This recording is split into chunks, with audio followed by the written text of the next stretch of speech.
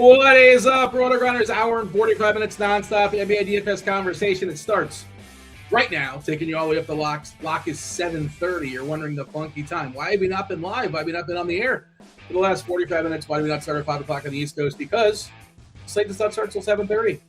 7:30 start time, and it is a sprint slate. Sprint slate.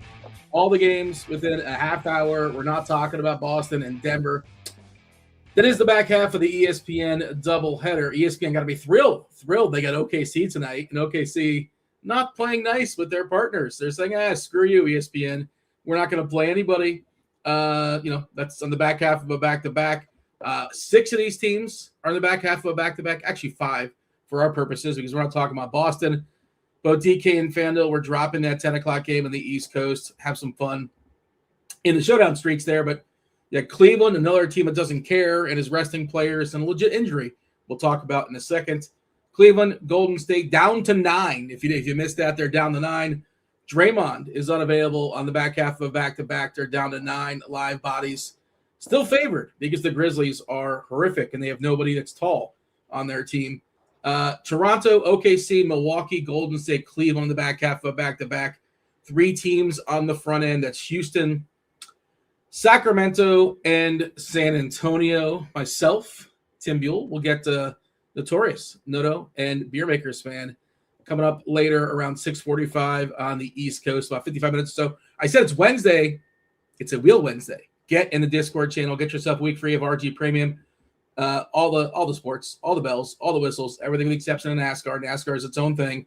Optimizer, bells, whistles, right? Everything, articles, lineup HQ, tags, all the goods. All you got to do, producer Steve, I'm not sure if he has or he's about to, if it's already there in the Discord channel, just hit the avatar under Steve's post in the Discord channel. We spin that wheel around 6:30 on the East Coast because in part we had a wheel we had a week free gifted last week, so we had to spin the wheel this week. So we're going to give at least 2 away, at least 2 individual weeks, and if we get to 100 likes before 6:30 on the East Coast, we'll make it 3. So, yes, hit that like button, smash it, caress it, adjective of choice. Tim, it's a 5-gamer, lots of teams in the back half of a back-to-back. The Thunder, it's just laundry. It's not really the Thunder out there today. It's going to say Thunder on the jersey, but, it's not really the Thunder taking on the Pistons. I would imagine they're the biggest dogs they've been the entire season. 10.5-point dogs tonight in Detroit. Again, Golden State down to 9. Memphis, a team not trying to win. Sacramento, a team not trying to win. This is our sport. This is what's happened to basketball. This is what we talk about. This is what we analyze for the next 2 months or so. 30 days? 30 days until baseball starts? Maybe 29? I might have, very, very close. About a month away. I thought it was March 26th. Okay, so maybe I'm wrong. Or are we starting the season like in Japan or somewhere? Then does that officially count? Yeah. I don't know where we're starting the season. Sometimes they start overseas. Of course, there's a World Baseball Classic happening soon as well. That should be fun. But yeah, pitchers and catchers have reported there's already some scores.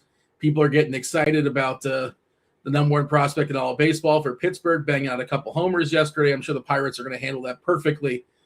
Because they're just a great organization. So, basketball, big picture, Tim. We have a lot of salary savers. It feels like a star scrub slate if you want to make it a star scrub slate, except the stars aren't amazing. That you can certainly pay for them if you want to. How are you seeing tonight's 5-gamer in the association? Yeah, tons of salary savers, tons of, we've already got so much value here. It's definitely, we only have like one really big Q tag, and that's going to be James Harden that I think was diagnosed with some kind of, what was it? Thumb. Some kind of fracture in the thumb. But it sounded like he was going to try and play through it for the rest of the season. I don't know if that necessarily means he's going to be playing through it today or not. And that could have really big implications on the slate. So that's definitely one thing to monitor. But like you said, this is a sprint slate. So definitely we should get that news. I'm hoping. But yeah, it's definitely going to be kind of a tricky slate in that way. But And then some of these studs, man, it's like they're not projecting amazing, but I think just due to the raw points that they're going to provide us, we have to play them, because even though they're maybe not projecting amazing, there's just so much value that we have to get our raw points somewhere. So even if they're not amazing points per dollar plays, there's still guys that are going to be super viable. Yeah, so James Harden, it was interesting. I don't know if you were watching our projection stuff throughout the day, but our projection team, and I was reading their conversation as well behind the scenes, but they were kind of going back and forth. They almost never, when a player is questionable, they almost never rule anybody out. But they actually, earlier in the day, they ruled out James Harden, even though he's questionable. But then, like, more news came out that it says, like, he sounds like he's going to just try to play through his thumb. He's not going to have surgery. So we projected him back in, but there was a moment earlier in the day where Dennis Schroeder was projecting really well. And I've gone back and forth as far as doing my expert rankings as well. But as of right now, we're assuming that Harden's going to play. He's officially questionable. And should mention what's really important about that is that they're without Donovan Mitchell. They're without Evan Mobley. So they're going to be thin, depending. It's just a matter of how thin they're going to be because Mobley's gone and Mitchell's gone. And in Milwaukee, it's a good matchup. And certainly if Harden goes, all the usage will be there for him to gobble it up. And if he doesn't go for whatever reason, and again, if he says he's going to play through it, like I don't know if he's going to pick days. Who knows how they manage it? This is the first time, this injury just happened. We'll see how it goes. But in theory, he's a great play, assuming he can play 100% like James Harden. What kind of pain he's dealing with. I think it suppresses minutes. We'll see. Let me ask you a question before I get to that game. We're going to go game by game in a second. That's one of the 8 o'clock games, right? I think there's 2 8 o'clock games. There is. Are we leaving a light on? Like, say we don't know at 7:30 for whatever reason about James Harden. A lot of times you get this stuff like right at the bell, a half hour before. Are we leaving a light on for Dennis Schroeder? Well, what's the plan here? Because Schroeder can become a really, really strong play or just worthless. Not worthless, but not somebody you want. You certainly have places to pivot. With Sacramento, I guess Houston. I don't know if there's like a 1v1, but is there a plan? Have you thought something out as far as if Harden's out? Do we jam in Schroeder? Are we leaving him in as a placeholder? What's your take? Yeah, I mean, he's going to be projected for 31 DK points at 4.6. I mean, that's really, really strong. I mean, we'll talk about Reed Shepherd, but I mean, that's approaching his projection. I think you got to, if we don't have that news, I think you got to leave that light on for him. I think that projection is just too strong. That's what I plan on doing. If we don't have that news, I will be trying to kind of leave some swaps open because I think that's a really, really important piece there. And then I think you also got to be paying attention, to Jared Allen too. So I mean, I think you got to leave some spots open if we don't have that news. So you're giving Jared Allen a bump if Harden is in or out, because I guess we don't have a big sample of the two of them playing together. Obviously, just new teammates for about 5 or 6 games, whatever it is. I know he's played really well alongside Harden, but are you suggesting he might be better with Harden now? Like, I'm not sure. I haven't. Yeah, in the what if that we have on RotoGrinders right now, if Harden were to miss, we'd be giving Jared Allen an additional 4 fantasy points, a 41-point projection at 7,200. So, I mean, it's not like a huge upgrade, but I do think that that would be significant enough where it's really, really important. I mean, this is the most important news on the slate by far. It's not even close. And I think you got to really be looking to get Jared Allen and Schroeder into your lineups. So the other part of that, I'm going to go game by game in a second, but I think this is really important to cover. The other part of that, the second most popular player that I currently have hitting optimals right now on FanDuel is James Harden. So what if he plays? Are we leaving a light on for him? Like, maybe he's super chalky on DK too. He's like the 6th most popular on DK. I mean, I get what you're saying about FanDuel, but yeah, I mean, he's super important as well. So yeah, I mean, it would be better for as the slate goes, like for strategy, if this news were to somehow come out, after lock, that would be way better. I don't think it will. I think it will come before lock, but Maybe. Yeah. We'll see. I mean, he's a fantastic play.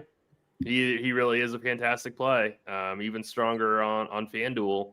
But he's a strong play on both sites. Like when you compare him, let's compare him to all the guys, let's say Cunningham, 8,500 and above, or we could start with 9K and above.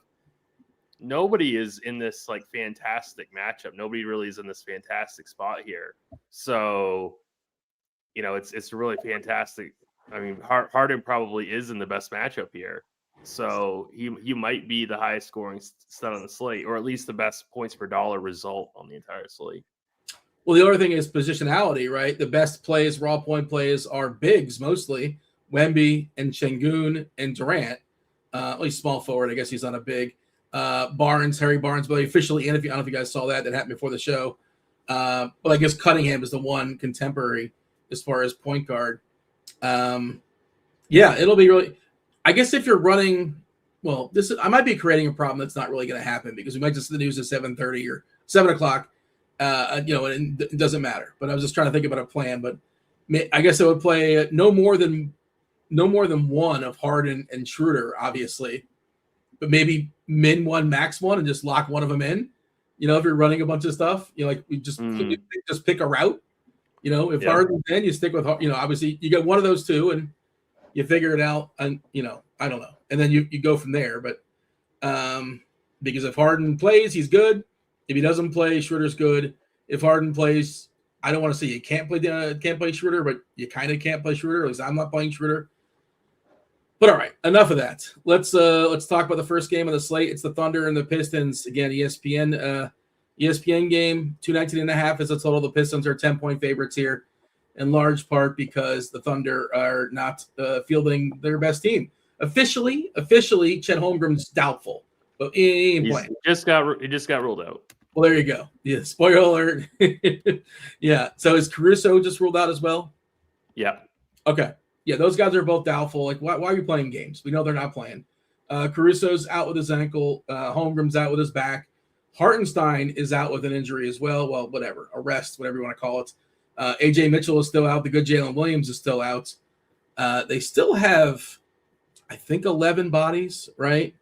Yeah. Wiggins, McCain, Topic, Boeheim, Barnhizer, and Carlson. So they're certainly thinner.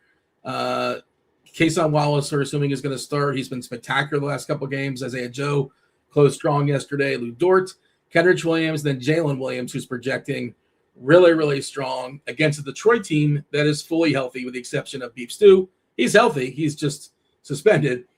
He's not allowed to play basketball because he can't stay on the bench during kerfuffles. So Pistons, Thunder. I don't think we can ignore OKC. I feel like there's some value here. I'm curious to get your thoughts, Thunder and the Pistons. Yeah, it's going to be really hard to ignore the Thunder here. When I first saw this game this morning, I was like, oh, this is going to be a fantastic real-life game. And then I realized that actually it really is not going to be because, I kind of spaced that SGA is not, he's hurt. Then all of a sudden, I hear that, Chet's going to be hurt as well. The Thunder are just so shorthanded. I was like, oh, really isn't that great of a real life game. But it's great for DFS purposes because we are going to get so much value here. It looks like, when you run optimals, when you run sims, you get into a ton of OKC. I was kind of surprised that in our first optimal, you're only getting to one OKC player, but I could see really potentially playing probably up to three on one team. I think those three are fairly obvious. Like you're definitely going to be playing Jalen Williams tonight. I think he's one of the best salary saving options. He's going to be extremely popular, but I think he's good chalk, and he does offer power forward center eligibility on DK. So that's a really strong play. And then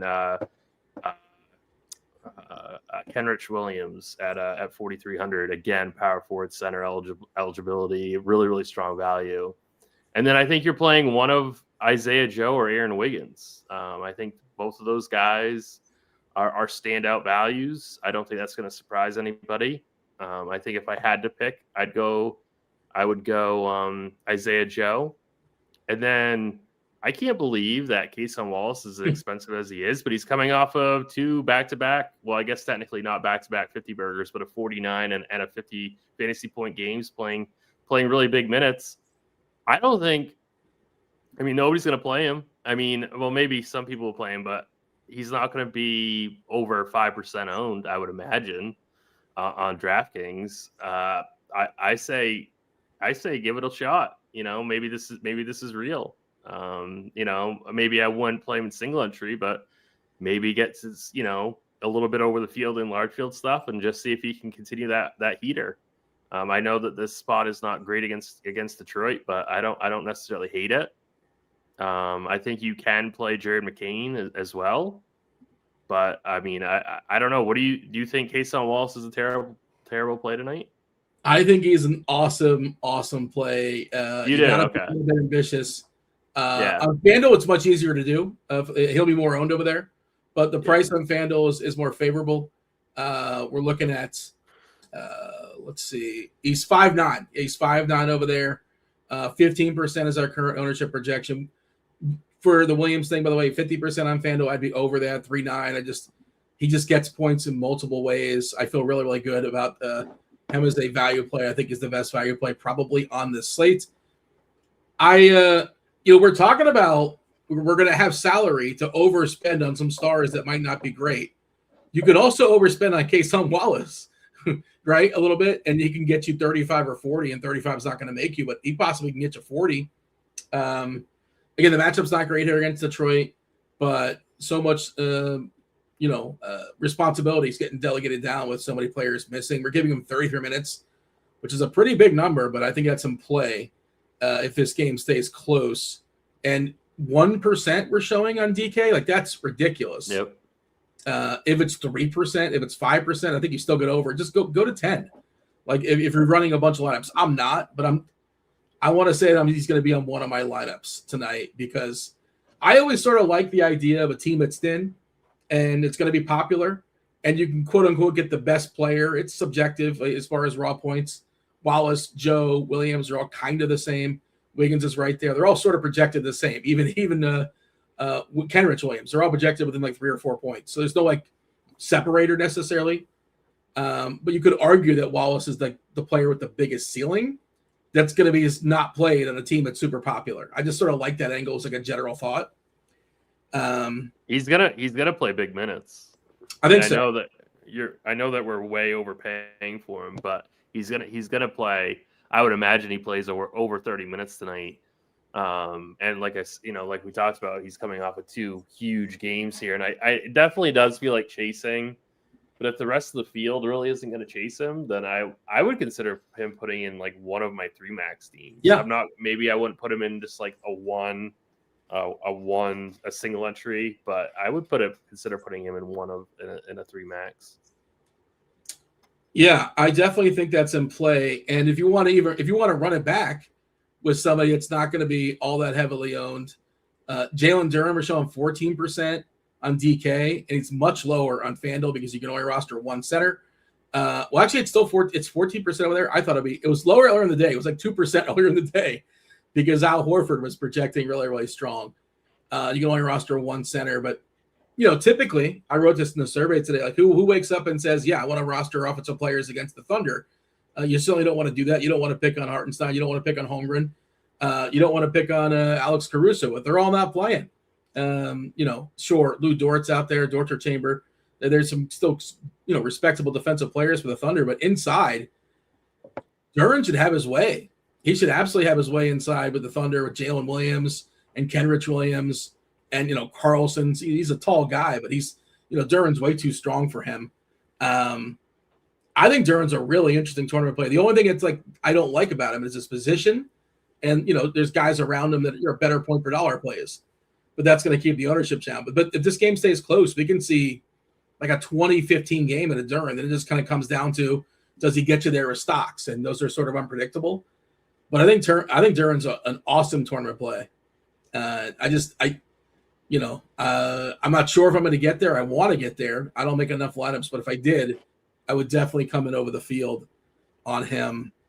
Dort is one of those guys who just never does anything. Is jumping back to the Thunder. Like he sort of is what he is, right? He's a good, useful basketball player. It helps you win basketball games, but for our purposes, we don't really care. Isaiah Joe can drop 25 points in the bucket. Wiggins is interesting. McCain is an interesting like blowout play. If you think this game gets just gets 25, 30 points, whatever it is, Thunder are 10-point dogs here. He would close, I have to imagine, McCain, Topic, Boeheim, Bernheiser, and Carlson, something like that. And McCain in that group would be awesome. Like if this game got ugly, but that's sort of just playing the blowout angle. Not that he can get there in a real game. I'm curious your thoughts as far as Duran. And then there's Cade. Cade who's like not an amazing point per dollar play, but you can pay him. You want to pay him. And what if we lose James Harden? If we lose James Harden, Tim, like how many plays are actually projected to score close to 50 points? Just Wemby, Sengun around 45, and then we're just overspending, and that's maybe we shouldn't do that. And that's another argument for somebody like Kason Wallace, overspending the mid tier. If we lose James Harden, Cade's ownership is going to go way up because that's just going to be somebody else that we need to get raw points from. Of course. And so, his ownership will skyrocket. Right now, if he stays relatively contrarian, I think like around 15%, which I think makes a ton of sense. I don't think a lot of people are going to click on him tonight. He makes a ton of sense in GPPs just as a run back with all this OKC chalk. But he is the pivot off of Harden right now. I mean, that's kind of what he's in Sims. I'm getting around 18% of him, and that's kind of what he represents right now. He's kind of that pivot off of Harden. So, it's definitely going to be one of those tricky situations because if Harden were to sit, then Cade becomes chalk, and you want to play chalky Cade in this spot where this game might not stay competitive. It's not a great pace spot. It's not an amazing team total, but there really aren't that many. There aren't really great team totals tonight. So I don't know. It's tough because if he were to stay contrarian, I think he's fantastic. I think Cade's a really great play if he stays really low owned like he is right now. But he'll go from contrarian to chalk really, really quickly with one thing with James Harden, like you laid out. By the way, I was wondering why the YouTube was so quiet. Apparently, YouTube chat is not working according to our Discord channel. I was wondering what was going on because usually I like to talk to the people in YouTube. Maybe I'll head on over to Discord and see what's going on over there. I was wondering what was going on. It was very strange. D-Rock said he complimented your fancy lamp and you didn't respond. Of course you would respond with your fancy lamp. I was wondering if anybody was ever going to, compliment me about or insult me about my lamp, but nobody has. So thank you, D-Rock. I don't know what's going on. And if you guys are on YouTube, type in YouTube because I guess some things are getting through and some things are not. Again, the Discord channel is where you get your week free of RG Premium potentially just by clicking the avatar underneath producer Steve's post. Just hit that RG banner and you get yourself on the wheel. We're going to spin it at least 2 times, possibly 3 if you get to 100 likes. Shout out to Peterman in chat already saying it's rigged, even though he donated a week. So I don't know. I still want to know what happens if Peterman wins Wheel Wednesday. He keeps it. Respect. He took the scenic route. He took the scenic route. So he donated. I think he's being a real pro, and he said he wasn't even entering it. Oh, look at that! Wow, classic. Very classic. That is. But fantastic. If you're listening and you want to, you can. Tim, you got anything else as far as the Thunder and the Pistons? Obviously, one of the better games on the board, and you got to get some Thunder pieces, at least 1, possibly 3. Yeah, I mean, how many OKC guys would you be currently rostering like a single entry build? I can get up to 3, especially if I'm playing Duran or Cunningham. I can get up to 3. If I'm playing somebody like McCain, I'd probably keep it at 2, probably. Mm-hmm. But I think I can get to 3. Yeah, I don't think I go to 4. No, I definitely would not do 4. Yeah, I'm open to 3 though. And in part because we have other pieces, right? We have the Warriors at the Grizz 224.5. It's a total Golden State. Despite only having 9 basketball players tonight, they are 4-point favorites. 4-point favorites in Memphis because Memphis is without all their usual suspects, Aldama and KCP and Coward and Edey and more. Ja Morant. Anybody who's tall I was going through their roster. Taylor Hendricks is 6'9". OMP is 6'7". And that's kind of it. What is Kyle Anderson? Did I miss Kyle Anderson? I might have not looked him up for some reason. He's 6'9" too. It doesn't feel like a 6'9", but yeah. They have no talls, essentially. But Golden State also is not very tall either. No Draymond, no Steph, no Melton, no Porzingis. They're down to 9. We're assuming Horford's back. Well, he's off the injury report. He's back. He rested yesterday, back-to-back stuff. The 9 are Spencer, Pods, Moody, Guy Santos, who's been on fire. And then, Will Richard, GP2, the Mitten, Gary Payton. Quentin Post is tall, but he doesn't really, use that for anything inside. He plays on the outside mostly. And their 9th guy is Malavi Leons, who's not good.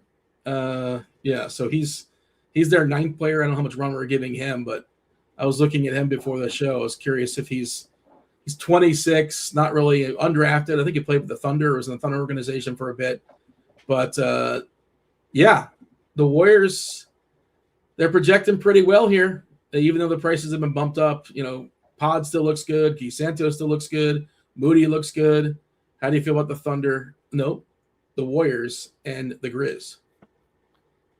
Yeah, the Warriors are kind of similar, if not a little bit better to me than OKC. Definitely, we're definitely getting to 2 or 3 of these guys in optimals right now. Our number 1 optimal right now currently has 4 Warriors in it. I think that might be a little bit bullish in my opinion. I might not go 4, but I understand it. I would definitely I would be making a rule tonight. I'd probably be getting min 2 Golden State. It's kind of tough for me because they are starting to get priced up pretty aggressively, which it does make sense because they are shorthanded and they did lose Draymond Green right before the show, so they are down an additional body. Podziemski at 6,500. I can't believe we're considering playing Braden Podziemski at 6,500, but I mean it makes sense. I understand the projection. It's definitely deserved. I'm just always surprised to see kind of the price increases and the fact that we can still play these guys.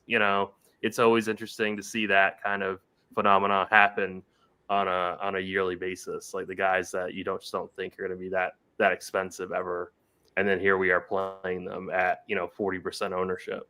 So Guy Santos at 6,100. He's been playing fantastic basketball. I do think that he was my lineup last night was so bad, half my team went to the locker room, but Santos, man, he was fantastic. I think I won a low ball contest last night. I'm pretty sure. Kevin Porter came back. I don't know if he was in your lineup or not. He did come back. He was not. So he was not. I had Jalen Johnson, so my night was done really early. I also had PJ Washington, who was horrible anyway, but I think he got hurt as well. My team was really bad yesterday. If you're gonna lose hard, Oh yeah, that's the name of the game, man. It really isn't. It isn't really that. I've been doing this so long, it really doesn't bother me when I'm absolutely horrible. It still hurts though when you're right on the cut line. That still stings a little bit. But I think Gary Payton as a value play is super interesting tonight. He's not going to be that contrarian, but I think he fills that shooting guard small forward spot. He should play minutes in the mid-20s. So he's definitely somebody that we can roster if we're looking for some salary saving. Moses Moody, all of Podziemski, Santos, and Moody, getting to a ton of them in optimals right now. Al Horford is somebody that I'm getting to quite a bit as well. So those are the main pieces. I guess we could maybe play Will Richard at 4,400. He seems to be the one that's kind of getting left out in terms of ownership. Quentin Post, same thing. I think that's somebody that we can play in large field stuff. But Richard and Post aren't going to be in my single entry 3 max pool. But really, any of the other Warriors that I mentioned, can we play Pat Spencer here? Yeah, you can. Yeah, you can. He's not my favorite, but you can play him. Yeah. I'm just seeing the 34% ownership on Pat Spencer. That seems, I don't really want to play that. The Spencer brothers are in this game. Mm-hmm. Yeah, so get excited about. I'm 99% sure they're brothers. I'm pretty sure they're brothers. I'm pretty sure Cam and Pat are brothers. Somebody confirm that in the chat. Well, say yo in the chat, and I guess that will mean that they are brothers. But you got the Spencer Bros. I'm gonna play at least one, possibly two, maybe three, and it's. I don't want to be like everybody else, but I think you got to play some Thunder, you got to play some Warriors, and just kind of make that work. I'm happy to spend the money for Pods. I think Pods is still they're still meeting that bone at 6.5 on DK. Moody's fine. Horford, like in theory, this is an awesome matchup for Horford against whatever Memphis is going to roll out there. Memphis, by the way, I don't know if we've talked about Memphis just yet outside of the brother connection, but it's nobody plays more than 26, 27 minutes. Everybody plays at least 12. It's the socialism, right? It's delegating those minutes out. Everybody gets a certain percentage of minutes. And that's not what we want. We want players that get 35, 38, 30, and you just don't see that in Memphis. The prices have adjusted, but and Jerome is back, but they haven't pushed him. And Jerome and Pippen, they if they're both there, they're both going to play minutes in the low 20s. And there's Clayton also. They want to see what they have in Clayton. They're small. There's just too many guys and not enough minutes, and too many get to play. I don't like anybody at Memphis unless we start losing some players, which we might. It's still early enough where, and I think they have a couple G League guys too that they could certainly hold out. Kind of keep an eye on that. But right now they have too many guys, and we're projecting 12 players to play at least 12 minutes, but no more than 26. And do you like anybody in Memphis as things stand right now? Like as a core player or anything close to that? Definitely not as a core play. I always have interest in Ty Jerome just because he's such a strong points per minute player, but if he's only going to play 22 minutes, it's hard to really trust the ceiling there. But man, I mean, he could easily put up 35 here. I just don't know if that's enough to win you a GPP. And the mid range is pretty strong tonight. He's somebody I've got to consider though, just because he's so strong on a point per minute basis. I just don't think he's somebody that I can get to in single entry, but it's close. He's really close. Honestly, if he could play 5 more minutes, he'd be an absolute smash. Right? If he played, if you knew he was going to play 25 plus tonight, you would 100% be playing him. But the minutes are just so low. Yeah, I mean that's what's going on in Memphis. They're giving everybody enough run, whether getting the play. I suppose they get a look at them. But you can't play too much, and God forbid you play good, then all of a sudden you're probably going to play less because Memphis, we know they don't really want to actually win basketball games. Spurs, Toronto, 229.5. It's a total. San Antonio's a 7-point favorite. In Toronto, a couple places where you can spend up if you have the salary, and it's not hard finding salary. If you want to spend it up tonight, you can get yourself some Wemby. You can get yourself some Scotty Barnes. Scotty Barnes officially ruled in.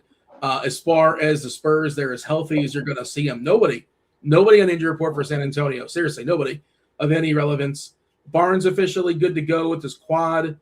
And otherwise, Toronto is fully healthy too. So 2 teams that are fully healthy. Mago doesn't really count. I think he's in the G League. We saw a spike. Maybe not the right word, but a lot of minutes out of Wemby. More than we've seen in a while in the last game, for what it's worth. Pirtle is expected to start. He's off the injury report too with his back. So, it's crowded up front with Toronto.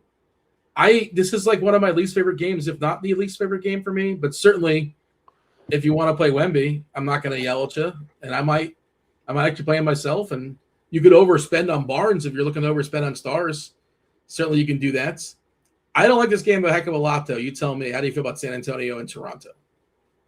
Yeah, I have no interest in Toronto whatsoever. I guess if you're building out a few teams, you could spend up for Scotty Barnes. I guess if you land on RJ Barrett, he's fine, but I'm not seeking any of these guys out in any of my 3 max stuff.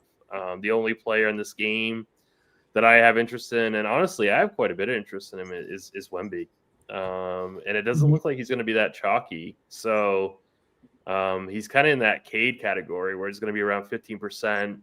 You're playing him for the raw points, not necessarily as a strong points per dollar play. You're just hoping that he can stay out there and play his 31 to 33 minutes and get his, say, 55 to 60 fantasy points, which on this slate would be fantastic. So I would be overweight Wemby tonight. Like, if we really think he's going to be in that 15% range, I would try to climb over that.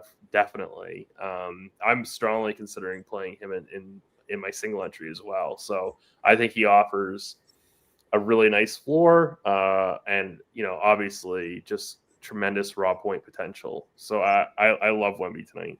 And the reason why he's not going to get a ton of ownership is because of Jalen Williams. I know some of these guys will play a power forward, but the two Williams on OKC project really well.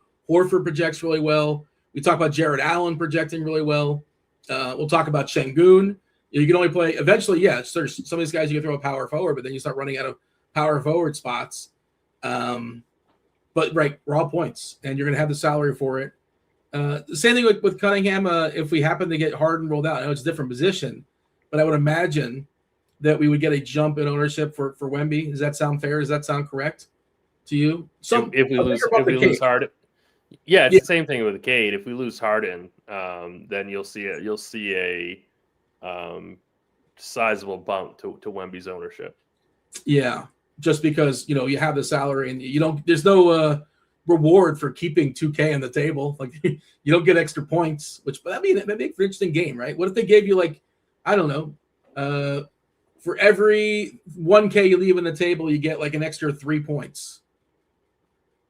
No, I don't hate it. I'm just inventing a game. There was a site years ago that lets you go over the salary cap, but like you gave up points. I can't remember. It wasn't around very long. It was an interesting concept, I suppose. But you know how when you build a lineup, remember you used to hand build a lineup? You still do.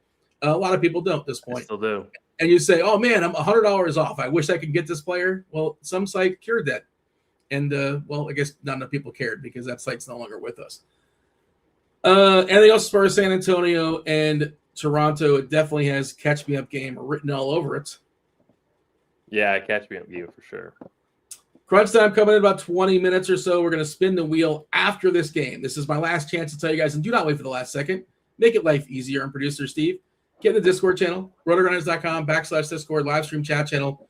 Just hit the post. Steve has it's up there in the Discord channel. You got to scroll up on the live stream chat channel because other people are having a conversation there. But just scroll up and find Steve's post. It's in pink, which makes it easier. Just hit the avatar. You'll get your name in the wheel. We'll spin it at least twice. Get to 100 likes, we'll spin it thrice. Okay, Cavs, Bucks. This is a half hour afterwards. 2 more games, 8 o'clock. Cavs, Bucks, 221.5 is the total. The Bucks are 3-point dogs tonight at Cleveland. Cleveland ruling out Donovan Mitchell, no Spider, and Max Strus. Of course, he's still out, hasn't played basketball season long. Evan Mobley back half of back-to-back. He's a goner as well. But the big news that's kind of hovering over this slate, James Harden. He's questionable. It's legit. He's got a thumb. They say right now he's not going to go for surgery. He's just going to kind of play through it, manage it. We'll see how that works out. Milwaukee, 2/3 the Antetokounmpos are out. That's Alex and Giannis and Taurean Prince. So nothing new for the Bucks. Their situation essentially has been stagnant for a while now. We're expecting Harden, Merrill, Tyson to start along with D-Wade and Jared Allen. And again, the if then is if Harden is out, we're expecting Dennis Schroeder, Demolition Man, to jump in and project really, really nicely. Craig Porter's still there, but we're projecting Schroeder to be the guy to step in. Cavs, Bucks, what do you got? Yeah, I mean, like we've talked about a few times on the show, we're really waiting on that Harden news. It's definitely going to cause a kind of a ripple effect if you were to miss. Obviously Dennis Schroeder would be a fantastic play. We'd be giving him around 30 minutes and a big, like 30 fantasy point projection. So that would be a solid, like really standout play. If you missed the beginning of the show, Dean and I talked about, like, should you be leaving a spot open for him if we don't have that news at lock? And I think you should, to be completely honest with you. That's what I plan on doing. This is a game, like, these teams are going to be playing relatively straight up. We kind of know what's going to be happening here. So I absolutely love Schroeder. So I'm going to be leaving a spot open if we don't have that news at lock. Jalen Tyson, I think, is super interesting as well. Not an absolute smash play, but I think he's interesting whether Harden plays or not. And I think he might get a little bit forgotten. Like, we have him at 24% projected ownership, but I don't expect. If anything, I think that would go down, especially if Harden were to be ruled in before a lock. So I really like Jalen Tyson tonight. I really like Jared Allen, regardless if Harden plays or not. But if Harden were to miss, Allen would be, like I said before, we'd give him a 4-point increase to his projection, which would be around 41 fantasy points at 7,200. I think that would be a really, really strong play. So here's the thing, not to cut you off, Tim, but you talked about liking Wemby, and I like Wemby fine. You talked about liking Jared Allen. We're running out of center spots. You can't Wemby a power forward on FanDuel. And then there's other guys that are center power forward eligible. You're probably more likely to default to the power forward to the F spot on DK. But I guess, can you play those two together is sort of what I'm asking. Can you play Allen and Wemby? Like, you can, but then you're throwing Jalen at power forward, maybe Ken Rich a power forward, maybe Horford a power forward. And oh, by the way, because you can play. What's that? We didn't talk about Şengün yet, who might be my favorite. No, I know.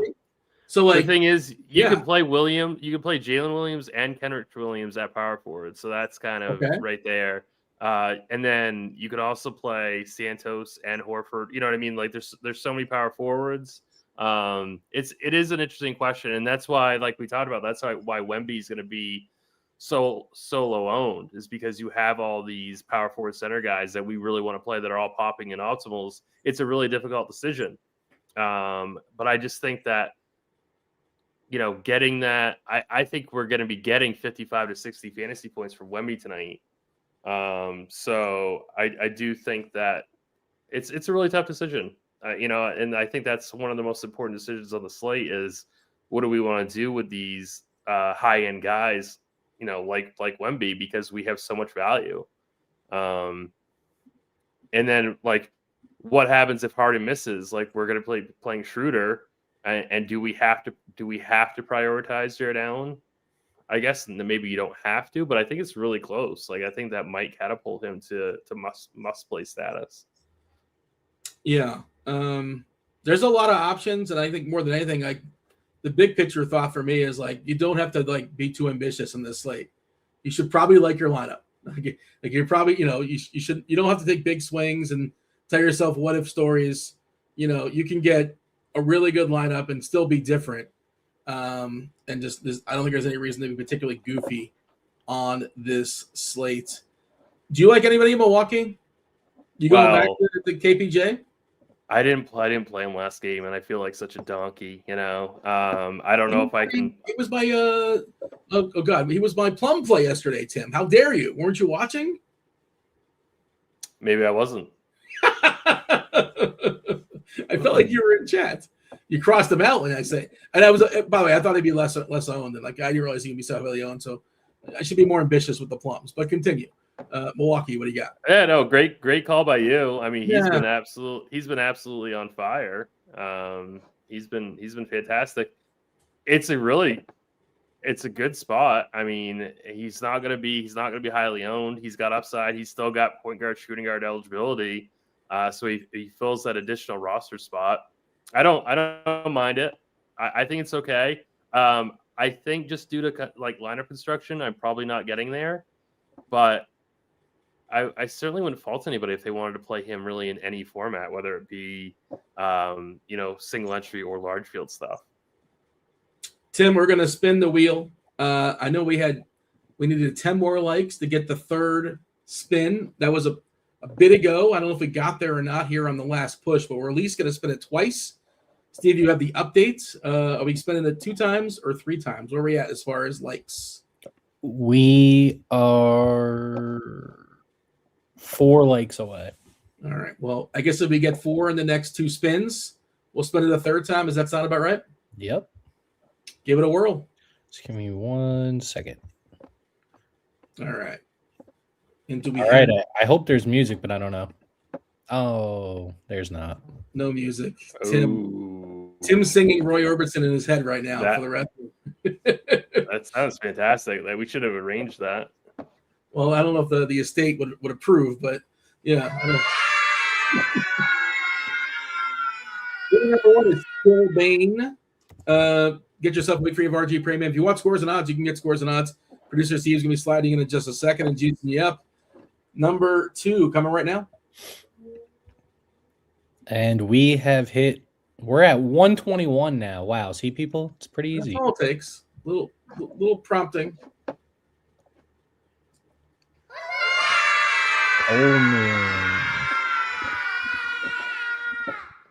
Coleman W gets a week free as well. Week free of RG Premium. Let's give it a third spin, Steve. All right, here we go.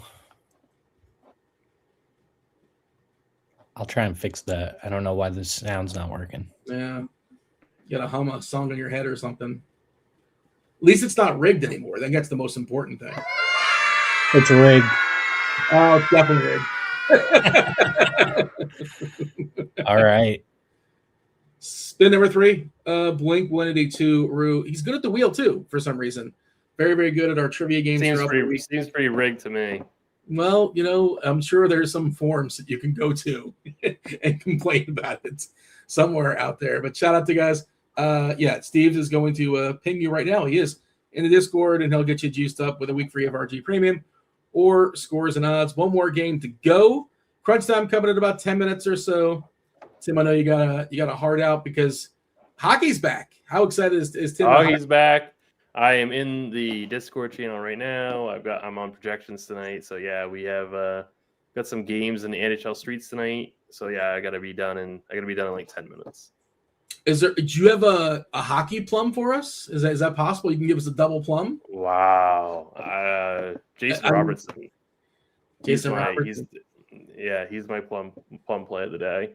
Are some of the guys resting? I know the Panthers, they were talking about like Kachuk not playing the first. Are some of these guys not playing the first game back that were playing? There's been tons of chatter about it, but it seems like everybody's playing outside of the Golden Knights. Vegas is resting a bunch of people tonight, but it seems like McDavid, McKinnon, all those guys are going to be playing tonight.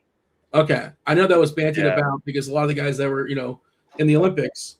Does Vegas have a lot of Olympians that I'm not aware of? Do they have a bunch of Olympians? I guess, or they're just, so, they weren't resting like everybody else. They were actually, overseas and, playing a tournament. So, all right. That's something you'll talk about there in the hockey Discord channel. Okay. Last game on the slate. It's the Kings and the Rockets scheduled blowout. Rockets are 14-point favorites. 221.5 is the total. Amen Thompson is out, which is kind of a big deal here for the Rockets. Not just Amen, but Jayshawn Tate is unavailable. He's got that knee. Everybody else, nothing new. Steven Adams out for the season. FEV, ditto. The Kings, Dylan Cardwell is out. Carter is officially questionable with his back. DeAndre Hunter's got that eye, so he's unavailable.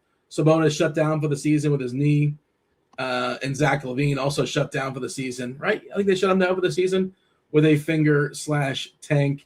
You see, they're going to give Laurie Markkinen like an entire body MRI. They're trying to find something. Utah's determined to get him to sit down for the rest of the year too. We'll see how that play out soon enough, I'm sure. But we don't care about that. This is DFS. We care about the Rockets and the Kings tonight and tonight only. Şengün against the worst defense in basketball in the last 15 games, the second worst defense in basketball the entire season, if not for the Jazz. And we know how significantly worse this Kings defense gets when Sabonis is out and Renault is in. Şengün gets a big boost as far as ball handling, distribution, assists. And Reed Shepherd, we already got the news he's expected to start tonight. So you can spend up on Durant. You can spend up on Şengün. We also saw the Kings play their starters longer last game. I don't know what they're doing. Sometimes the tank just takes care of itself, but good luck trying to predict Kings minutes. We saw Russ play a bunch of minutes last time, which is kind of out of nowhere. But, revenge game for Russ. Rockets, Kings, what do you got? I love Şengün tonight. Oh, really? Do you like him? Oh, do you like him over Harden straight up? I mean, it's a different position, but just straight up. Put them both in util. Who do you got? I think Şengün outscores Harden, but I also think that the if I don't play Şengün, who can I play? Who are the other centers and power forwards? That pool is better than if I don't play Harden, who can I play? You know what I mean? Right. If that makes sense. I think Şengün's better than Harden, but the alternatives, it's not a 1v1. It's different positions. It's a 2v2, right? So that's kind of, I know I'm answering it by going around it, but I think it makes sense. It makes sense. Yeah, it's a matter of lineup construction. And I wish if Şengün was a point guard, I would definitely play him over James Harden. And I'm still probably prioritizing Şengün. I think we bet the triple double earlier today, like 10-1, and I laddered his assists too. So there's the mush for the people. What are you doing? What are you doing if with Reed Shepherd versus Schroeder if Harden is ruled out? They're going to project basically the same, right? Mm-hmm. And are you asking me like if I don't have anything to do with that money, if it's just like dead salary essentially? Well, they're similar, right? As far as the price, Shepherd is $5K, and let's see, maybe. Oh, you know what's interesting? Maybe just that's a good way to plan for it. I think you just max Schroeder and Shepherd at 1, right? Maybe that's one way to plan for it. And okay, so if Harden's out, you're not going to be playing Shepherd and Schroeder together. I'm just trying to figure, but again, I might be overthinking it. We probably get the Harden news at like 7:00, I guess. Maybe we'll see. But it's possible we have to wait. You're asking me who do I prefer amongst the two? Like, probably Reed Shepherd still. Probably. Where's our projection? Is it basically the same? It's Shepherd's projected a little bit more, but it's basically the same. Yeah. Also, I think that there's some fragility. Like, who's to say that Craig Porter can't get a little more run than we're anticipating instead of Dennis Schroeder? Like, a little, Keon Ellis is available too. He's another guard, not necessarily a ball handler, but Sam Merrill's another guy that can get a few extra minutes. I'm not certain that Schroeder plays 30 plus minutes is the other part of it. I know that's what we're kind of expecting, I think. 29. There's a scenario where Schroeder plays like 26, 27 in my head. Because we're giving Porter 19. I think Porter can play 25. But I feel pretty good with no amen. Reed's going to start. DFS was also ruled out too. I didn't mention that, but I think that's, I don't want to say important, but of note, right? Just one of the wings that would go away. And the matchup against Sacramento is better than the matchup against Milwaukee. So, yeah, I'm going to say Reed Shepherd over Schroeder, 1v1. Yeah, I kind of agree with that. I think I would lean Reed Shepherd as well. I think ideally you're going to be looking at both perhaps in optimals though, if we lose Harden. So, but I do agree with you straight up. Like, I do think it's probably Shepherd. Is there any King you like? I guess Reynaud is the one you'd probably play if you're going to play somebody, but he's a center, and centers are so strong today. Yeah, I don't know. I don't think so. Like you're not playing DeRozan. I don't imagine you're chasing that Precious Achiuwa game. Not to tell you what to do, but I'm assuming like nobody on Sacramento. It's just you got to tell yourself a story with the Kings. Yeah, I mean, I've been definitely playing a lot of Maxime Reynaud lately, but this just isn't the slate for him. I don't think it's obviously not the matchup, even though I think he's in a way matchup proof because they're just going to be playing this guy regardless. But the slate. I'm not going to be wasting a center spot on him. If he beats me, he beats me. Okay, so Kyle Anderson is out and Meshack is out for Memphis. Oh wow, that's I saw that Anderson was out. I did not see Meshack as well. They're down to 10. And again, they're going to play. This is what they're going to do. They're going to play 10 guys, 24 minutes each. That's what they're going to do. Everybody gets 24 minutes. Like more or less. Like I know it sounds like a joke, but also 24 minutes is an increase for some of these guys. Yeah. Somebody has to play more than 24 minutes, right? Is my math correct? Right? Like somebody has to play. They're not going to exactly go. Yeah. Interesting. I know you got to go in a second. We're bringing Crunch Time in here in just a second, but and we'll let them sort through that. But Memphis just got more interesting because now they're down to 10. And what is our minutes projection? Because I know it just came through as far as an update, and I want to hit that before we step aside. As I'm pulling this up, do you have plums for me? You got a plum play? I'm going to go with, where'd he go? Jalen Tyson. I like it. So we have our minutes projection. This is hilarious for Memphis. We have 10 players projected to play. There's 10 guys that are dressing. Everybody gets to play. It's like Little League. Everybody gets the same amount of at-bats. So the most minutes, we have a couple guys projected for 26 minutes and a couple guys projected for 22. But 10 players, no more than 26, no less than 22 for Memphis. And this is how you have to project them. Jerome went up a minute to 22. Yeah, Pippen 22 might have went up a minute. I think Small got up one of the bigger bumps, but it's just so gross. I don't know how to get excited about any of it, but there's less options, right? Yeah. I don't know. It's yeah. I mean, fewer bodies. It's gotta help them at least a couple guys. But yeah, it's not humongous, but it definitely makes them more interesting. Tim, I'm going to let you get out of here. I know Crunch Time's coming in just a second. Do appreciate you. Nice to see hockey back. If you want to talk to Tim, hit him up in the Discord channel, rotogrinders.com/Discord in the NHL chats. He's going to get NHL news sorted. It's an awesome, awesome place to go for updated lines and who the goalies are. Do not trust the sites. Go to the Discord channel. Shout out to you. Thank you, Tim. And we're going to bring in Crunch Time here in just a second. Before I do that, do want to tell the people about Pick Labs.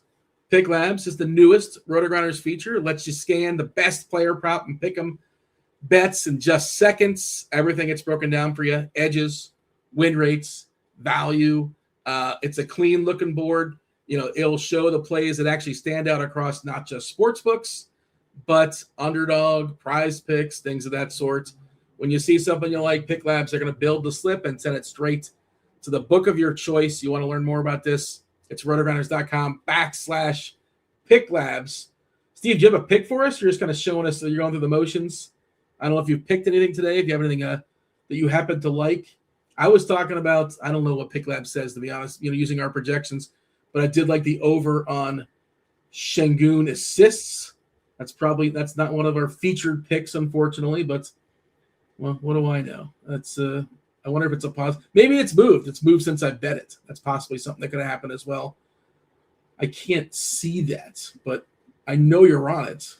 I see you zooming in on Şengün stuff, but I do like Şengün overs. What do you got, Steve? I see right here an expert pick. Maybe it's you. More than 6.5 assists. Şengün, DK plus 103.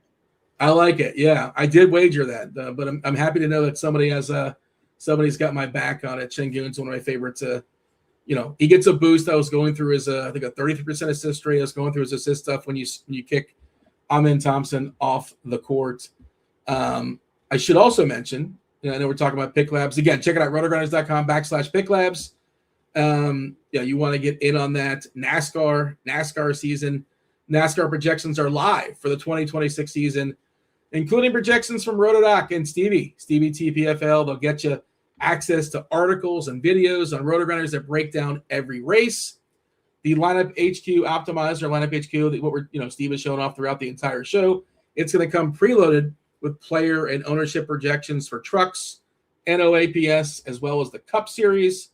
Additionally, you'll receive access to Stevie's betting picks, as well as exclusive access to the NASCAR channel. RotoGrinders Discord, most of our Discord channels are free. The NASCAR channel, that one, you gotta pay for the goods. You gotta pay to talk to Stevie in the NASCAR Discord. I do see it feels like Crunch Time is assembling. I guess it's kind of anticlimactic, but let's do it. Let's give the music. Let's fire up the old Crunch Time music. We'll bring in Noto and beer afterwards. Crunch Time. It was a little different. We let Tim go a minute early because he was knocking out some hockey stuff. Noto, beer, what's up? Happy Wednesday. How are things? Things are good. Yeah. Things are good. You gotta love the NBA this time of the year. You say this time of year, but this is supposed to be the last week or two of the season. This is the next 8 weeks. Picking up on my sarcasm, Dean. I don't love it. It's not. I don't. It could be so much better. But good. But how do you fix this? Like, you can make an argument on each side. Like, let's say OKC. They don't care about this game. Their eyes on the championship. But for the fans, think about kids that locally they were talking about it on sports talk here locally about. Kids love the Thunder. They love SGA. Maybe it was a Christmas present. They only come to Detroit once a year. Now you get a G League squad out there, basically. So I don't know. It makes sense for the teams. It's frustrating for us, frustrating for the players, but we're play the hand we're dealt. So it is what it is. And if you're a broadcasting partner and you spend billions of dollars to partner with the league and you're ESPN, aren't you thrilled that tonight? You know how they put the picture up, okay, Sunder, Cade Cunningham, the Detroit Pistons take on Kason Wallace and the OKC Thunder. Who gets the picture? Whose picture is actually displayed on that image? I don't know. Who knows? I'd put the Dorcher chamber on there, I suppose, but who knows?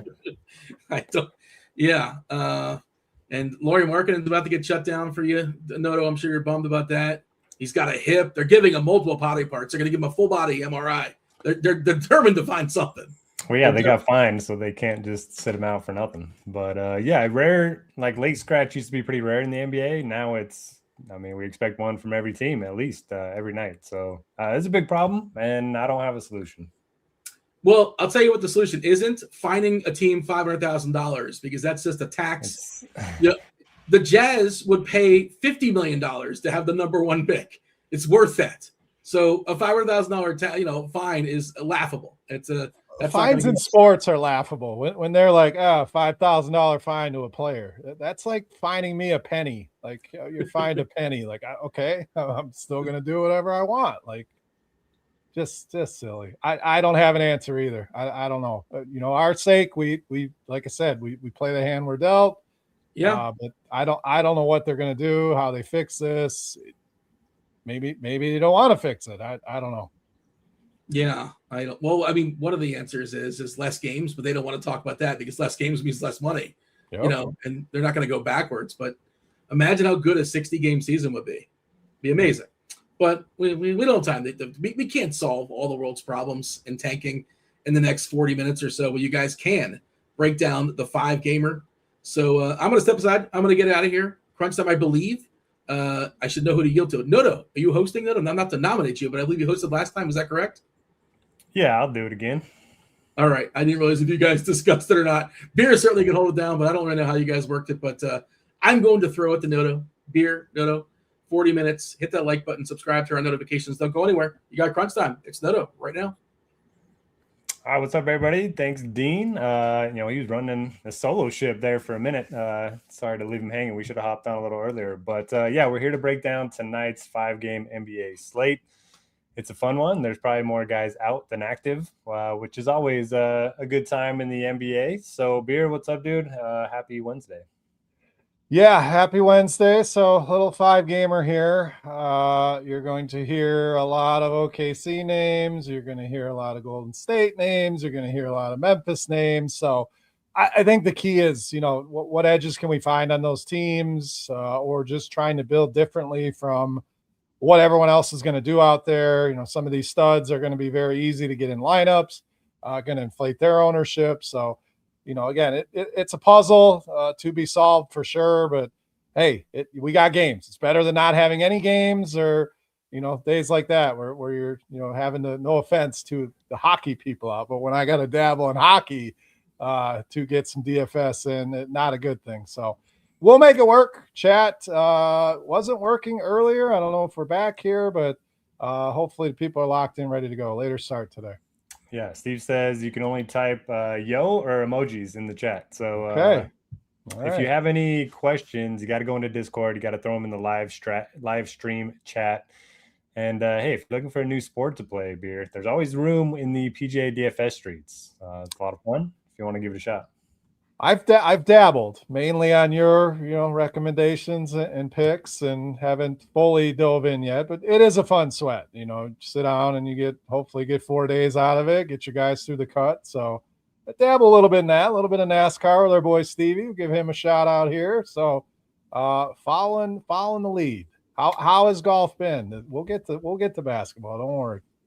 Yeah, golf's been good so far this year. Good. Mostly Showdown has been good. Main slate's still just trying to figure out the puzzle. But golf's great because you wake up to a sweat, and it's like a 10-hour sweat every single day. It's some good bang for your buck. But For sure. We got some emojis coming in. All right, let's hop into tonight's slate. We talked about it a little bit, but let's give a big picture overview. The big injury situation that I'm keeping an eye on. James Harden, he's obviously dealing with a thumb fracture, late day downgrade. I don't know if he's going to play. Originally, we took him out of the projections, then we put him back in. So what are you doing with the Harden situation, and what are your thoughts on the other teams on the slate? So I think he plays, but again, what do we know these days? We think somebody's going to play, they end up sitting. So, he's certainly one of the, we don't have a ton of high end. That's the problem, is you have so much value that you want to play. That leads you to fitting in 2 or 3 studs. We don't really have guys that are going to go out and put out 70. Sure, there's a few names that we're going to like. They're going to project well. Guys like Wemby, guys like Cade. Harden is in that group as well. So Wemby's not on the slate. Cade, I meant, so point being, Harden, I think, is going to be very important. If he is out, that's going to lead a lot of people to Cade to spend that money. Beyond that, there's only a couple guys that even project for over 40 on this slate. So he is definitely one that we're going to want to keep an eye on. If he's out, obviously it's going to open up a lot of things on the Cleveland side. OKC, we know, missing Hartenstein, Chet, SGA, Jalen Williams, Caruso. Memphis, not really interested in winning. They're missing a ton of pieces. So it is what it is. Like we talked about in the intro, it's some teams are, playing for everything. Some don't want to win any games. Some are giving their guys rest. It's just going to be a new puzzle to figure out each and every day. Yep, a lot of volatility, so you got to kind of embrace the variance. It is tough for people like myself to build one lineup per night because you kind of just got to pick your guys and hope for the best. But for tonight specifically, I'm going to treat it as if Harden's out, and then I'll adjust if he ends up playing. I'm hoping we don't get the news until after the first 3 games tip off, because if Harden's out, Schroeder becomes an elite play. Jalen Tyson becomes an elite play. I think Jared Allen's strong regardless, but I think he becomes a slightly better option. Sam Merrill's going to see more usage as well. So if we don't have the news by 7:30 Eastern time, that'll be good news for me. And I'm going to just assume Harden's out, adjust after if I have to. But let's go ahead and we will hop into the position by position breakdown. As always, we'll start on DraftKings. At the point guard position, who are some of your favorites over there? I think Reed Shepherd's going to be very popular tonight, and we know why. No Thompson. He's going to project well. He's going to have a ton of ownership. It's one I don't mind fading in tournaments. I think if you're playing cash games, hard to overlook him at 5K, basically giving you a 7X projection on that salary. So I think he pops as probably the best value. And then you get into some of the other, teams that we talked about that are going to be missing pieces. Ty Jerome has played well, still somewhat limited in his minutes, but 6,100 on him. I like him because he can put up a lot of fantasy points in a hurry. He's a guy that fantasy points per minute is nearing 1.7 on the season. So wow. I think he's a solid option in the mid-range. Pajemski, Golden State, we didn't even mention, another team missing an absolute ton of pieces tonight. Javon Small has played well in his opportunities. And then if you're spending, we just talked about, if Harden's going to play at 9,200, he's probably my preferred play over Cade.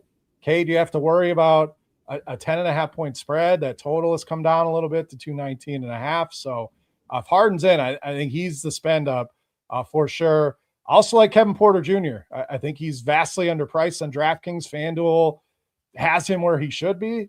DK crept him up a little bit from the other day, but 8,100 for a guy that basically gives you triple-double upside every time he takes the floor. And he's going to have to continue to score. And this game should be a lot more competitive without Donovan Mitchell. Spreads down to 3.5 on that one. So I think KPJ, a guy that, he's not going to have no ownership, but probably under 25%, gives you a very high ceiling at that $8,100 price point. Yeah, love KPJ tonight. He's appropriately priced over on FanDuel, but on DraftKings, still 8,100, and he's not going to be highly owned. Sign me up for that. I mean, he's had 43 plus in 7 of his last 8 games. I know it's a back-to-back, but Cleveland's not a bad matchup. I mean, they used to be a bad matchup the last few years, but that hasn't been the case this year. So, yeah, I'm right there with you. One of my favorite tournament plays on the board. I was already pretty high on Reed Shepherd. Now that he's been named the starter, I think you just plug him in. He's averaged over a fantasy point per minute this season. Got that good matchup at home against Sacramento. And, I mean, of the starters, he's most likely to see some blowout run. I'm not sure if he will, but I think he's a good bet for 30 minutes, even if that game gets out of hand. I like Pods and Spencer from the Warriors. You mentioned, they're missing a bunch of dudes. Butler, Curry, the other Curry, Draymond, Melton, Porzingis, they're missing so many guys. So it's going to be all hands on deck for them. And they're actually still trying to win games. So they're going to play their starters some pretty big minutes. Mentioned Cade Cunningham, always a good spend. Harden's the interesting one for me. If he plays, we got to like him, right? Oh, yeah. Like I said, I would take him over Cade. You get the pricing discount. You get likely a more competitive game. You get a team that's missing Mitchell, Mobley. So how much more usage goes to James Harden? Dealing with that injury, though, it'll be interesting to watch if he does play here over the next couple of weeks, if that does affect his game. So some other, if you want to play blowout angles, we talk about it all the time, guys like Dennis Jenkins, guys like Walter Clayton, Jared McCain.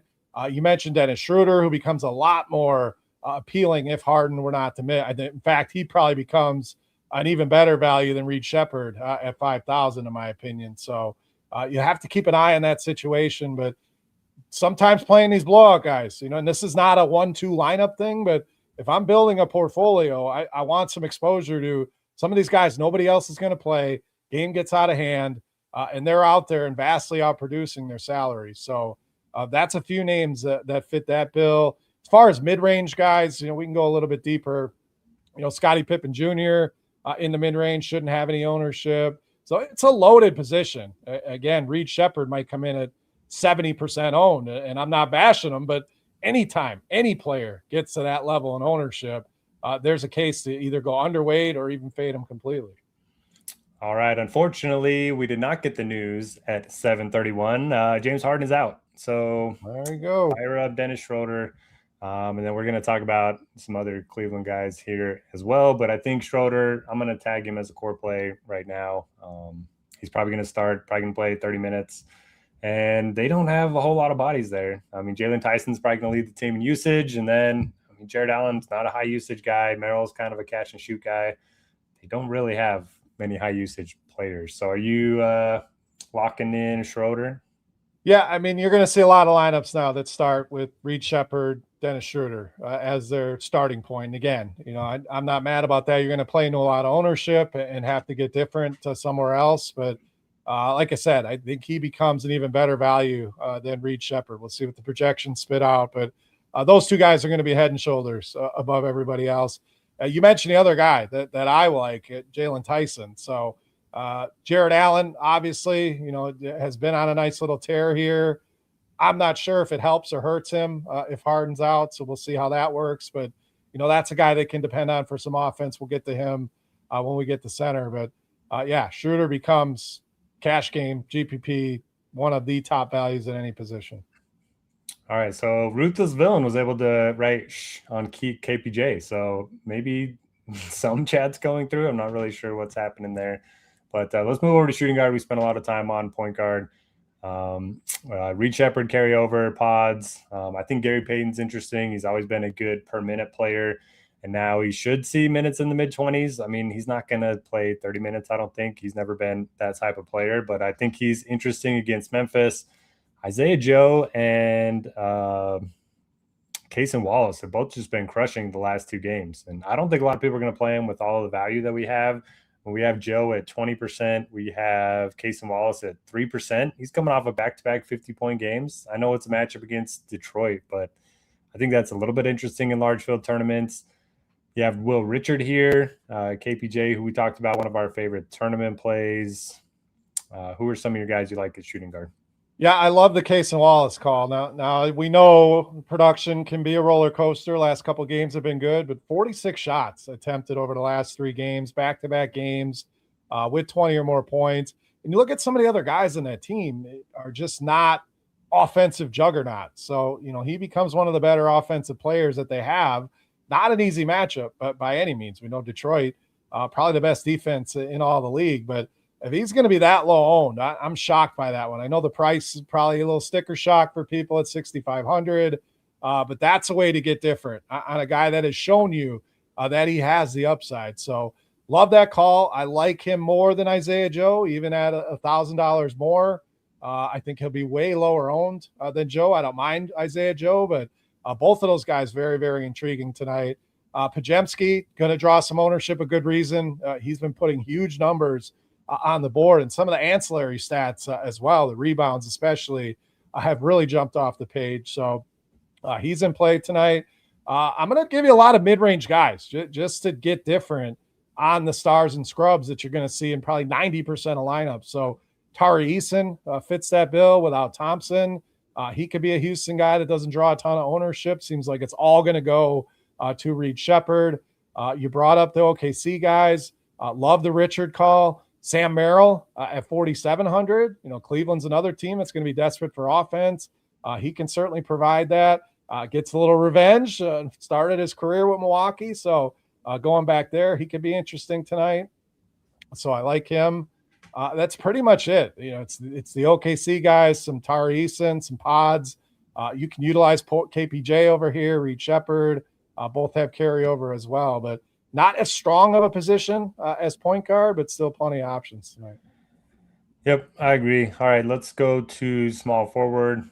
We have Moses Moody kind of leading the way in terms of the RG values at 5.9.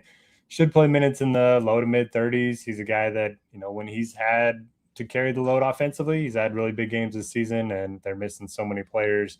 Talked about Gary Payton. I'm interested to see what you're doing with the expensive Rockets and Kevin Durant and Alperen Şengün, just because that game, is Sacramento going to be competitive? I don't know. I'm kind of tempted to play Cade Cunningham instead of those two, but point guard is so loaded that's a tough decision too. We talked about Jalen Tyson. He's probably my favorite small forward option tonight on DraftKings at 5.2. And then I do want to see OKC's starting lineup because Aaron Wiggins is a guy that I like to play a lot when he starts. The minutes can be very up and down when he doesn't start. So I'm going to wait and see what their lineup looks like. So anybody else on your radar at small forward? Yeah, Durant is interesting because he's going to fall in that camp of people have money to spend, so it's going to inflate his ownership a little bit. If I'm choosing between, Durant and some of the other pieces in that area, it's likely going to be tied to what does the rest of my roster look like. If I'm rostering some Kings, I'll take some Durant, I'll take some Şengün, I'll take some chances there. If I'm rostering Cade, guys like that, I want some, with my OKC guys. So that'll be the way I've handled that for tonight. So, but you mentioned the names that really stand out are Moody and Tyson at this position. Tyson's going to have to do a ton offensively. It's a good matchup with Milwaukee. We mentioned close spread. Moody's been great when given these opportunities, and it's against a Memphis team that doesn't want to win, doesn't play any defense. These are the situations that we look for. So those guys will have ownership along with Gary Payton. So again, Sam Merrill's interesting. Some of these Memphis wings, our boy G.G. Jackson, Jalen Wells, they're down to hardly any offensive players. So I think both of those guys are very interesting. And then Case and Wallace, you can slide in here at 6,500 as well. So, this position is, again, not super deep on the high end. Durant's probably the top option. There's really nobody that's going to touch him in a raw points perspective. But I think point per dollar, Moody makes sense. Tyson makes sense. And then those Memphis guys, I think, will be very sneaky tonight. Wells and G.G. Jackson being my favorites. Okay, shout out to the viewers. Sounds like we're almost at 150 likes, so love to hear Nice. that. Good If you work, haven't chat. hit it already, do go ahead and hit that thumbs up button. Power forward, we have Jalen Williams, Jalen with an I, Y and an I, leading the way at 4.8K. He's always been a really good per minute producer. No Hardenstein, no Holmgren, no Jalen with an E playing tonight. It's not a good matchup against Detroit, but I like to play him anytime he's in the starting lineup. So I do want to see what their lineup looks like. You have Santos, who the dude's been balling. I mean, He 31 crushing or more in 6 of his last 7. You got to think the usage rate's going to be pretty high tonight. And he's been doing it like with a middling usage rate between 18 and 22% in every game during that 7-game stretch. I could see it going a little bit higher tonight with them missing so many bodies. You have Kenrich Williams, who he can put up points quickly. He's not going to get a ton of minutes, but I mean, we have him projected for 28. That's usually more than he plays, even when OKC is shorthanded. We joke about Al Horford a lot, but he's coming off a pretty big game. The permanent numbers are fine, and they're missing so many bodies. What do you think his minutes are going to be without looking at what we have the team? Because I thought it would be 22 to 24. We have a 27, which seems high to me. I was going to say around 25. So it does seem high. He's not a guy that's going to go out and log 30 minutes, but offensively, outside of Moody and Pods, there's not a ton there. And, you don't think of Al Horford as an offensive player, but against this Memphis team, I mean, there's nobody left. I mean, they're running guys out there that, Maxence Prosper and guys like that he should be able to have his way a little bit. So he's normally a guy I don't play a ton. I do think he'll have some ownership. Not my favorite play of the night with Al Horford, but certainly understand he's projecting well, and it's a very good matchup for him. Yeah, and I did just pull up his game log. He's played at least 26 in 4 straight. So maybe I don't know what I'm talking about. Maybe the minutes will be there. That's pretty much it for me at power forward. I think there's just so many strong plays that I don't want to dive too deep into the position. But who are some of the other guys that you like? Yeah, I love the Santos call. I've been actually playing him a lot. He was in the video the other day. Just been playing well and seemingly under the radar. And it seems like tonight is the night people are kind of, Guy Santos has been playing well. So not saying you jump off. He's a guy that can contribute across the stat sheet. And those are guys I love. Maybe the shot's not falling, can get you double-digit rebounds, can get you some assists. So, when they have a multitude of ways to get to a ceiling, that's what I like. So he projects very well, going to come with some ownership, but much prefer him to Al Horford, even to the Williams boys on OKC, who all kind of project ownership-wise around the same. Santos is probably my favorite. I like using Şengün here whenever you can get that power forward center eligibility, get another center in the lineup. So he stands out. Wiggins, you mentioned from OKC. Scotty Barnes was kind of later news. So I do like him as a spend up, potentially low ownership. We mentioned Gigi Jackson already. I like him. And then I just bashed on Prosper, but he has to play minutes. And he's been pretty good. I mean, it's going to be up and down with him, but he's put some pretty big numbers on the board, still under 5K. I think he's a pretty solid value tonight at power forward or at center. Yeah, I like it. All right, let's move over to center. Some interesting options here. We got a lot of the guys that carry over from power forward, and Kenrich Williams, Jalen Williams, Horford, and Şengün. One of my favorite plays on the board is Wembanyama. Yep. He played 35 minutes the other night. That's the most he's played since coming back from injury. He's put up over 60 fantasy points in 4 of his last 7 games. I know it's Toronto, but we have so much value on the slate, and I don't have to worry about that game turning into a blowout like I do with the Houston guys. So I think Wembanyama is going to be, one of my core plays, at least one of my, leverage plays on the field. Who do you like at center? Yeah, I'm shocked that Wemby is not seeing more ownership. Honestly, with all the salary that you have available, I don't know why he's not getting more love. So he's one of my favorites as well. 10.9 is a steep price, but again, there's many guys under 5K, under 4K even, that you can make it work. So if I'm not spending on him, I'm on Şengün. If I'm not spending on him, it's Jared Allen at 7,200. And if you want to go cheap, it's probably Prosper at 4,900, Quentin Post at 4K. But I think you have solid options tiered out there. Wemby, Şengün, Jared Allen. I think Jalen Duren is very interesting. If you think that game's going to stay close, he should have his way with this Thunder interior. You have Renaud, who's playing a much bigger role without Sabonis there. Sacramento is weird as well. It seems like they're going at this youth movement, phasing out DeRozan and Westbrook. Then we see those guys playing huge minutes yesterday. So that's a team. It's really hard to project what they're going to roll out on any given night. But big wise, they're kind of down to just a handful of bodies. And Precious Achiuwa and Renaud probably going to play the majority of the minutes there. So he's super interesting as well. That's pretty much it for me. I'm not as high on Jalen Williams as you tonight, but I get it. 4,800 should see a ton of minutes against this team. And Duren, I think, could be super sneaky at 7,700. Yeah, the Williams play. So it does look like Jalen Williams and Aaron Wiggins are both starting for the Thunder. So do you have a preference between those two, or just fade both?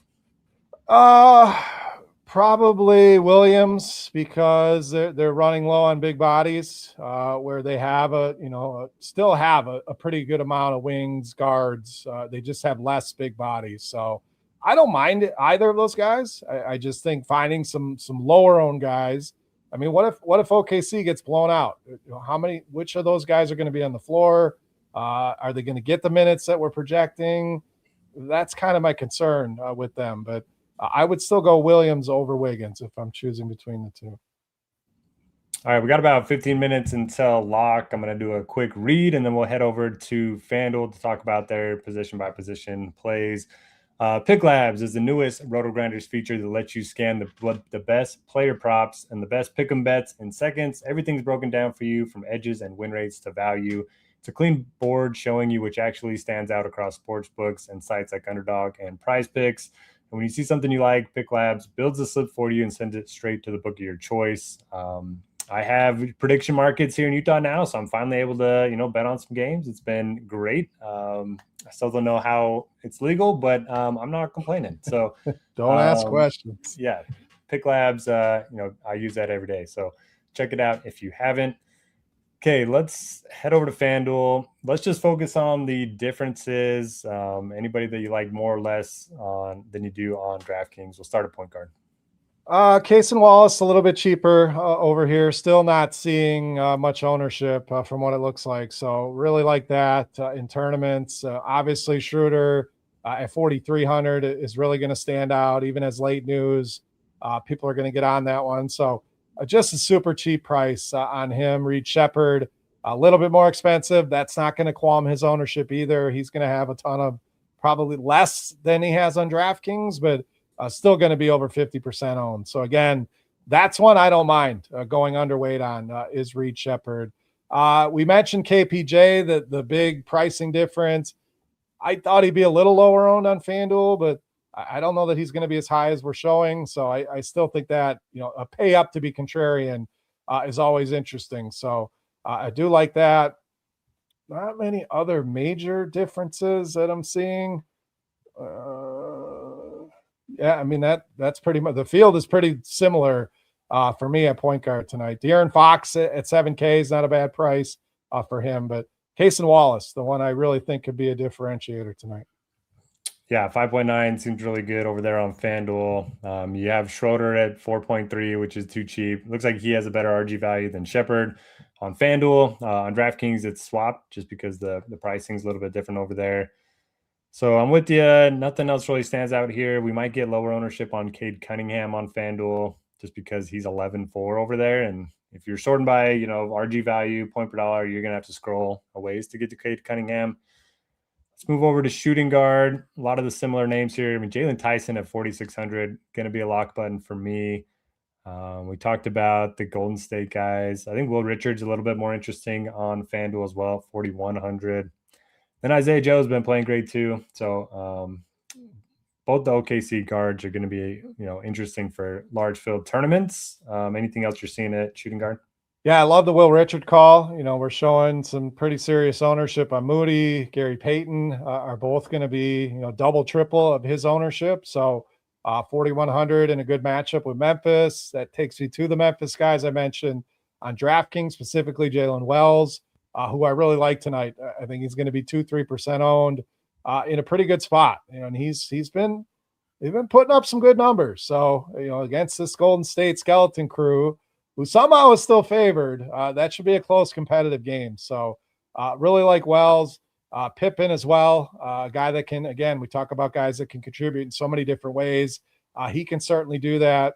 So I like him. Emmanuel Quickly, 7,300. That's probably, that game has the highest total on this slate, a 5.5 point spread. Should be competitive, should be higher scoring. And it seems like nobody wants to really play much out of that game, which I don't understand. Cason Wallace, we already mentioned at point guard.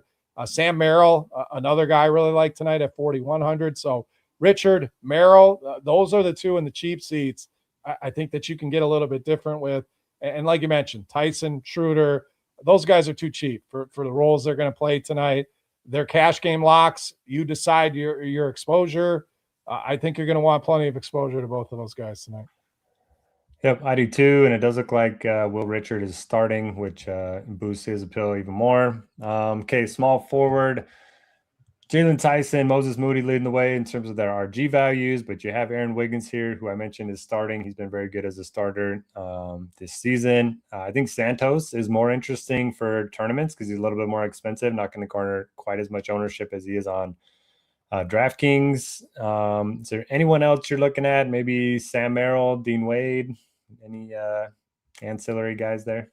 Merrill for sure. I don't know why I have an anti Dean Wade stance. I rarely play him, and it has rarely burned me. So, but again, you take so many pieces out of this lineup.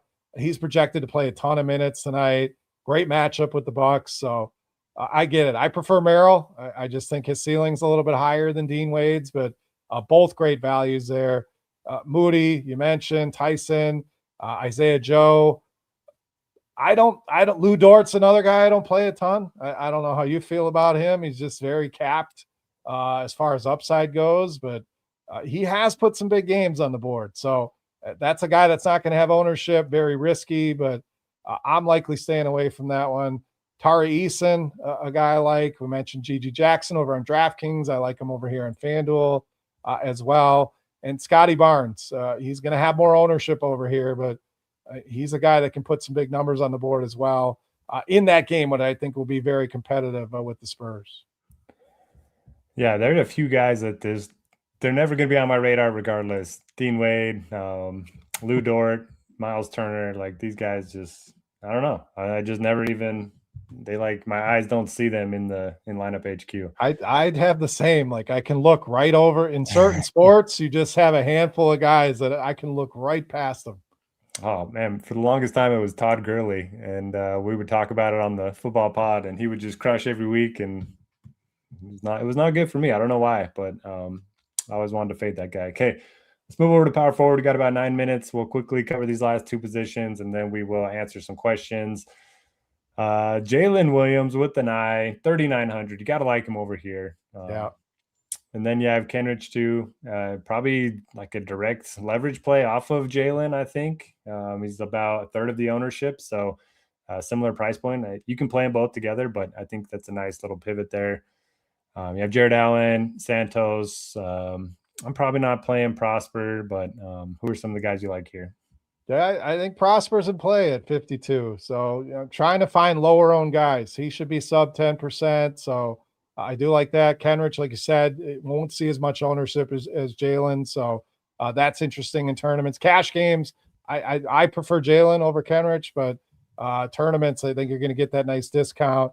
Utilizing centers here, guys like Jared Allen, you can plug in, Şengün. We mentioned Guy Santos, who will have even more ownership over here. But I think that one's justified. But Prosper will definitely be low owned. A guy like Murray Boyles at 56, I think, is intriguing. Gigi Jackson, we already mentioned. Taylor Hendricks, your boy, should see some more run at 4,400 here tonight. So, but there's clear plays. I mean, the Williams boys, Jared Allen, I think is an awesome play at 7,400. And then people are going to spend up on Şengün, on Durant. Guys like that, Wemby, even at 11.8. He's probably going to be even higher owned here on FanDuel. I think it's a little bit easier to build a lineup tonight. And then Aaron Wiggins at 4,900, pretty good value as well. A lot of OKC value tonight. Shout out to Taylor Hendricks. I needed like 15 from him. Got them all very late the last time he was active. Okay, center. Any differences between FanDuel and DraftKings? I'm not playing. I mean, you still can play Wemby here, and he's power forward eligible, which is nice. But I'm probably just going to play Horford at 4,200 in my single lineup. Yeah, I think that's the best point per dollar. Him and Jalen Williams both really popping. Horford at only 4,200 somehow really stands out. Quentin Post is a guy I don't mind pivoting to at 3,800 to get a little bit different.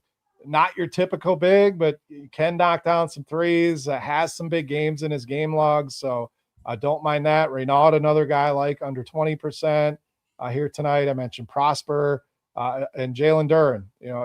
He should be able to absolutely dominate against what the Thunder are rolling out here tonight. So that's pretty much it. Wemby for me would be a power forward and utilize some of these cheap centers on FanDuel. All right, let's get to some questions. Again, if you have any, hop in the Discord in the live stream chat channel, and I'll get to them right now. Let's see what we got. A lot of just chat. Okay, FanDuel GPP, favorite low-owned spend up. I mean, Wemby's pretty intriguing. Low-owned spend up. KPJ on FanDuel especially. There's just such a pricing difference. If people are playing both, they're buying them on DraftKings, they're ignoring them on FanDuel. So I'll say KPJ. Yeah, like that. I like Wemby too. Do you still like Allen with Harden out? I'm interested to see what it looks like. It's going to draw more people, unfortunately, and the old pick and rolls, things like that go away. But I do like him to be one of the primary focuses of their offensive attack now. Sometimes he's an afterthought when you have Mitchell, you have Harden, you have all these guys out there. I think they can attack this Milwaukee interior, so I do still like him quite a bit. Yeah, I do too. Any interest in Craig Porter? I think he's a nice pivot off of Dennis Schroeder if you're building multiple lineups. If you're building one, I think I'm siding with Porter, but do you have any interest there? I just think there's too much good value. That would be, he would fit in the bucket of I'm running a ton of lineups. I want to get some of these super deep bench guys in that scenario. I would do it if I'm running a good amount of lineups. Like you said, 1, 2, 3 lineups. I'm probably avoiding it. All right, Jared Allen. Oh, versus Miles Turner. That wasn't a question, or maybe it was a question. I don't know. Okay, KD or KPJ on DraftKings? I'm team KPJ. I am as well. QQ, Wemby and Will Richard or Santos and KPJ on FanDuel? Oh, that's a good one. I'm going to go Santos, KPJ. I'm going to go Wemby Richard, so maybe we can break the tie there. Looks like they posted a little survey in there, so whoever that guy voted for, maybe that breaks the tie.